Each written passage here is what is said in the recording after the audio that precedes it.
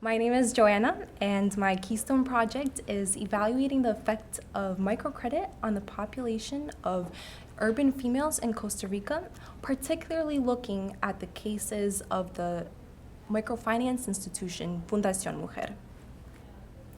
So my inspiration to really go and observe this Keystone project was from the challenge of the 21st century, which is to successfully and sustainably lift people out of extreme poverty.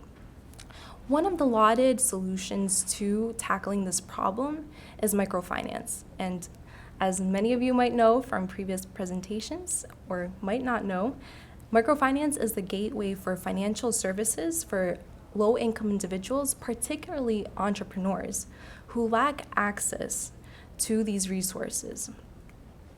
So in essence, what MFIs do is they encourage economic stability through income generation rather than subsidies or grants from the government. And there's two types of MFIs, NGOs and non-banking financial companies. And as you will see later, the institution that I worked with is an NGO. So why did I focus specifically on Costa Rica? So first of all, there's a huge growth in the microfinance industry in Latin America. However, countries like Colombia and Peru have been very closely observed because there's a huge prevalence of microfinance in them. For example, in Peru, 5.1 active borrowers exist out of a population of 30 million. This creates 17% of the entire population being microfinance borrowers. But in Costa Rica, there's a 4.8 million population and only 26,000 of them are borrowers. So that means 0.5% of the entire population are borrowers. So for me, it was kind of interesting to observe a country that has less prevalence of microfinance and really get some primary research done, especially since there hasn't been much research published. So this leads to me deciding that I want to do primary research, go in and get there and do some field work. So what I did is I worked with the microfinance institution Fundación Mujer, and the two types of services that this institution offers is loans and workshops. And thanks to the lovely KHC, Charles, I was able to go to Costa Rica twice to be able to conduct my field research. And what my research really provides is revealing the traits, the characteristics, and the general situations surrounding the loans of Fundación Mujer's clients. And in essence, since this will be the first published material about clients of a microfinance institution in Costa Rica, this is the first of its kind.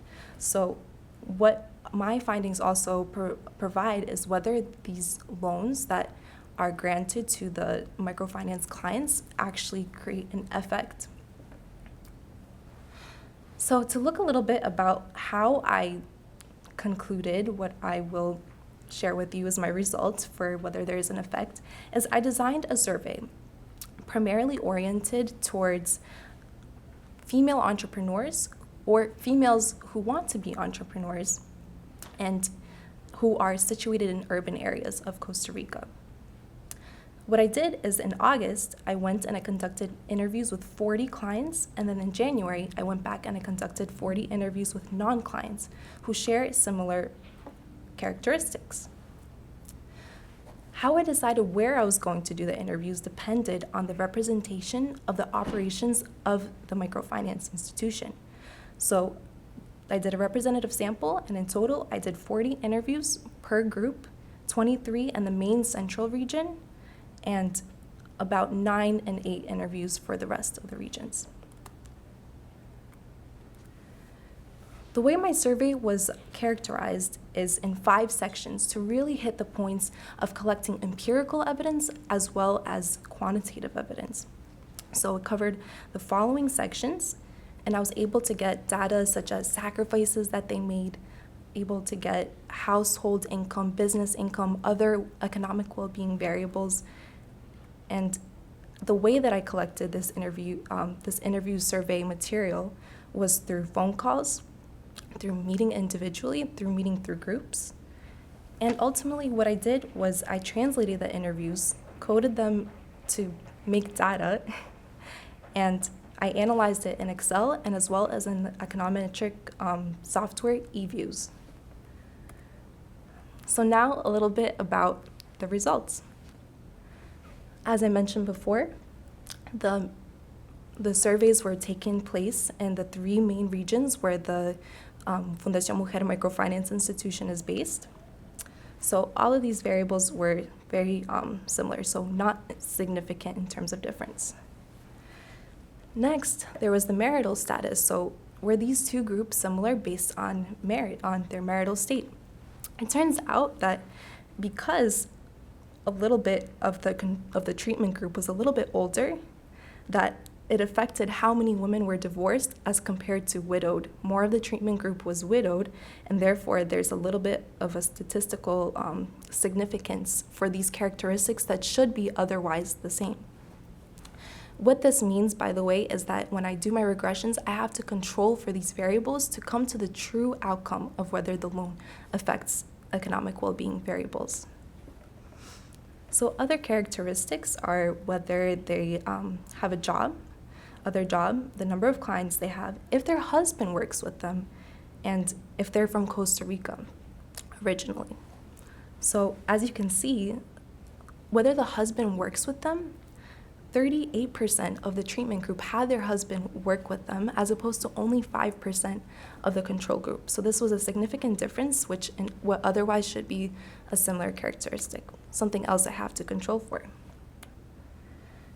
Next are the household characteristics, such as number of children and household size. This also proved to be different. And the education level, which actually was very similar, which is good because that means I won't have to control for it in the regression.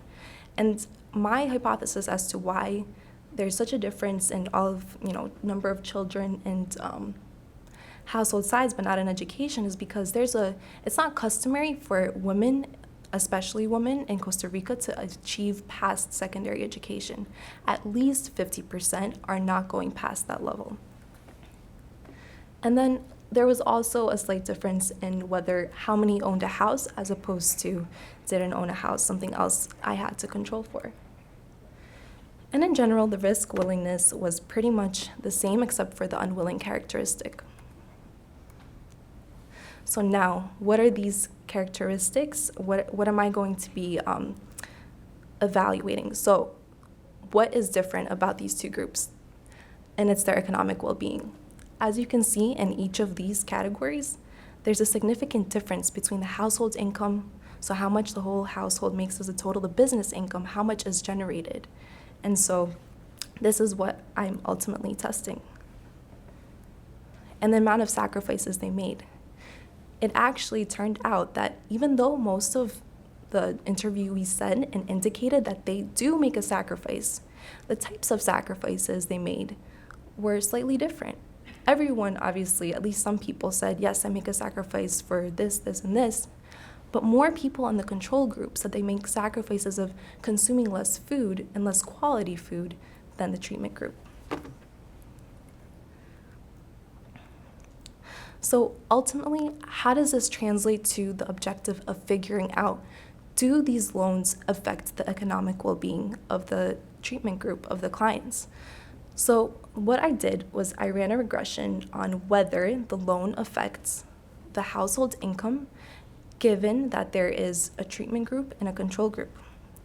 That was done through the following regression, which is through the econometrics regression ordinary least squares.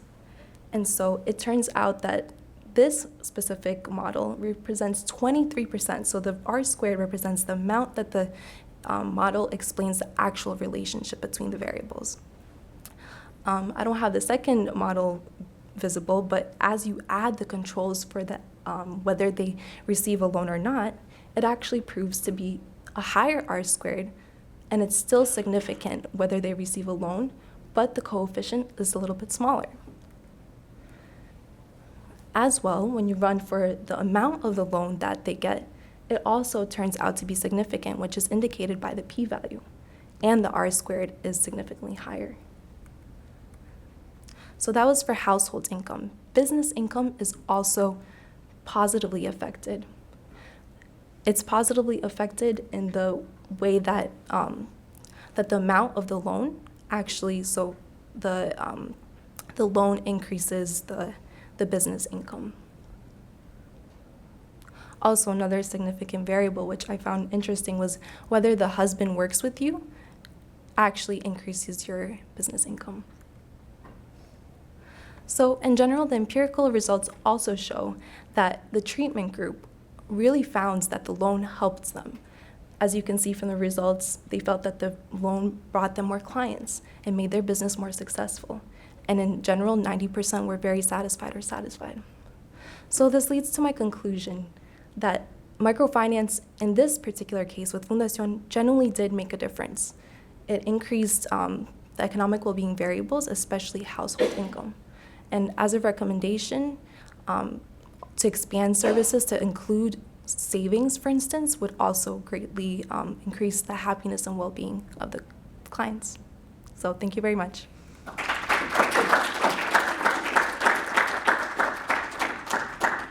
Any questions, preguntas?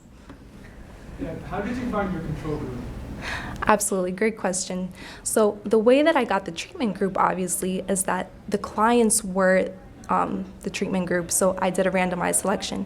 For the control group, I found them by going to stores on the street, by calling names of past participants of entrepreneurship classes, so people who genuinely had interest in becoming an entrepreneur or were an entrepreneur.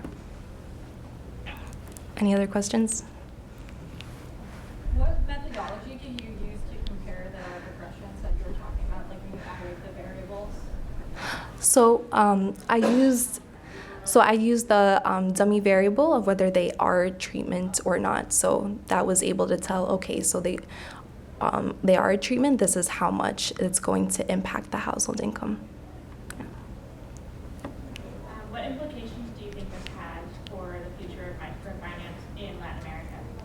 So specifically for Costa Rica and Latin America, I think that this is a good stepping stone for realizing that this is just for Fundación Mujer. It can be projected to other MFIs in Costa Rica and Latin America, but it's so necessary to really look at the specific characteristics and be able to do more research. I think that this is, my study shows that you need to have more research like this, more primary field work.